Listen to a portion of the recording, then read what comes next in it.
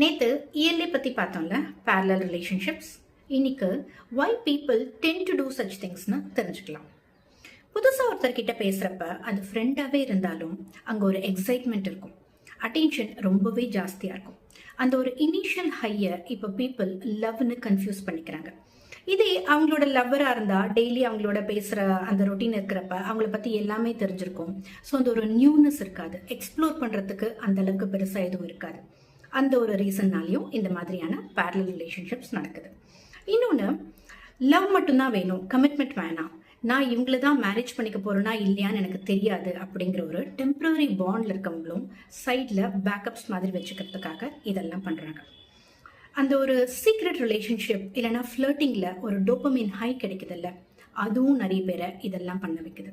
Like security with one partner ஆனால் thrill with other.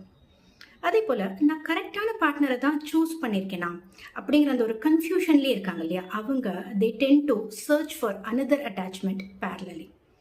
இப்போல்லாம் இன்னொரு நம்மளோட ஒரு மைண்ட் செட் இருக்குல்ல, போதும் அப்படின்னு நம்ம எதுலையுமே ஸ்டாப் பண்ணாமல் இன்னும் வேணும் இன்னும் வேணும் அப்படின்னு எல்லாத்துலேயும் நம்ம தேடிட்டு போயிட்டே இருக்கோம்ல, அந்த ஒரு தேடல் இப்போ ரிலேஷன்ஷிப்ஸ்லேயும் வர ஆரம்பிச்சிருச்சு.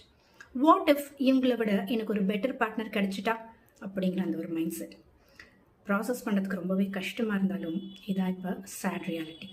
ஆக்சுவலி இவ்வளோலாம் பண்ணதுக்கப்புறம் கூட மெஜாரிட்டி ஆஃப் த சர்வே ஃபைண்டிங்ஸ்லாம் என்ன சொல்லுது அப்படின்னா, ஜென்சி யங்ஸ்டர்ஸ் தான் இருக்கிறதுலையே ரொம்ப லோன்லியஸ்ட்டாக ஃபீல் பண்ணுற people. I really feel pity for the current as well as future generations. இந்த மாதிரி ஒரு ஃபாஸ்ட் ஃபுட் லவ் வேறால மாட்டிட்டு அவங்க முழிக்கிறத பார்க்கும்போது, hope some miracle happens to reverse all these.